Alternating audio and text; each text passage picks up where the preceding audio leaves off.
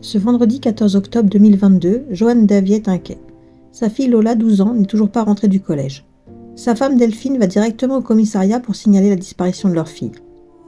Le père de Lola interroge le voisinage en vain. Il consulte alors les images de vidéosurveillance du bâtiment auquel il a accès en sa qualité de gardien d'immeuble. Il découvre que sa fille Lola est bien rentrée dans leur immeuble, juste derrière une femme, avant de disparaître vers 15h20. La police se rend sur les lieux et découvre dans un des sous-sols du ruban adhésif et un cutter. La thèse de l'enlèvement ou de la piste criminelle est alors envisagée. Des témoins signaleront avoir vu une femme dans le quartier traînant une lourde malle et demandant de l'aide pour la porter. Elle avait un comportement très étrange. Vers 23h30, un SDF fait une macabre découverte. En ouvrant une malle abandonnée sur un trottoir près du lieu de la disparition de la jeune fille, il tombe sur le corps d'une enfant, ligotée et recroquevillée. Elle présente des plaies importantes au niveau de la gorge, les chiffres 0 et 1 sont inscrits sous ses pieds et sa tête est recouverte de ruban adhésif. Le parquet de Paris ouvre une enquête pour meurtre sur mineur de moins de 15 ans. Cette enquête est confiée à la brigade criminelle. La femme sur les vidéos est la principale suspecte. Elle est rapidement identifiée. Il s'agit de Dabia Benkired, 24 ans. Elle est interpellée alors qu'elle était en fuite à Bois-Colombes dans les Hauts-de-Seine.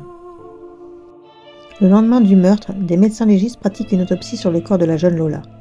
L'examen médico-légal conclut que la jeune fille a succombé à une asphyxie. Le lundi 17 octobre, une information judiciaire est ouverte des chefs de meurtre sur mineurs de moins de 15 ans en lien avec un viol commis avec des actes de torture et de barbarie et recel de cadavres. En effet, en garde à vue, Dabia Benkired avoue le meurtre. Elle raconte avoir attiré la jeune Lola dans l'appartement où elle vit avec sa sœur. Elle aurait obligé la petite à prendre une douche en raison de ses menstruations avant de l'abuser sexuellement. La jeune collégienne aurait reçu des coups post-mortem au niveau de l'épaule ainsi que du cou à l'aide d'objets tranchants. Dabia Benkired reconnaît en outre avoir inscrit les chiffres 0 et 1 sous les pieds de la victime avec du vernis. Ce meurtre serait un acte de vengeance contre la mère de Lola, gardienne de l'immeuble, qui avait refusé de donner un badge d'entrée à Dabia pour accéder à l'appartement de sa sœur. Elle poursuit son récit et explique avoir mis la jeune fille de 12 ans à l'intérieur d'une caisse avant de la sortir dans la rue. Une connaissance serait alors venue récupérer la femme en voiture pour l'emmener dans les Hauts-de-Seine, puis elle serait revenue dans la soirée chez sa sœur, laissant la malle dans la cour de l'immeuble. La principale suspecte est incarcérée de manière isolée et sous haute surveillance au centre pénitentiaire de Fresnes. Cette incarcération est motivée par une inquiétude majeure de récidive de la concernée, ainsi qu'un risque exceptionnel de trouble à l'ordre public étant donné l'émotion provoquée par l'affaire. L'expert psychiatre ayant examiné Dabia Benkired déclare qu'elle ne souffre d'aucun trouble psychique ou neuropsychique ayant aboli ou altéré son discernement. Il indique cependant déceler chez elle un haut potentiel narcissique psychopathique, une tendance au mensonge pathologique et une absence d'empathie et de culpabilité. Il explique qu'elle serait avec son entourage dans un rapport de domination, l'autre devient sa proie, un moyen de jouissance sur lequel elle pose son emprise. Le meurtre de la petite Lola a profondément choqué l'opinion publique, d'autant que Dabia Benkired n'aurait pas dû être sur le territoire français le jour du meurtre.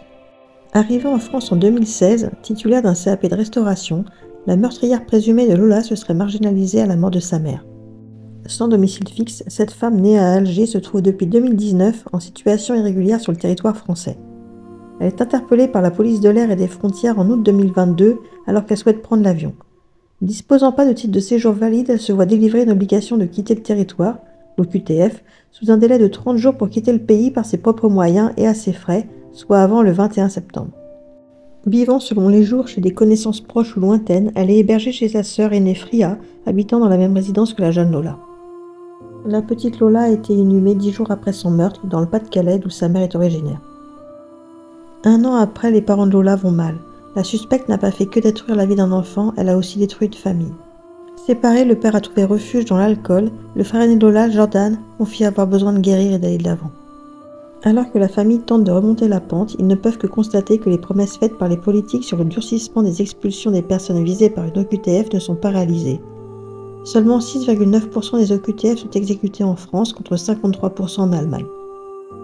En février 2023, la principale suspecte est internée d'office dans l'unité pour malades difficiles de l'hôpital psychiatrique de Villejuif. Cela ne remet pas en cause sa responsabilité pénale. Pour le procès à ce jour, aucune date n'est fixée.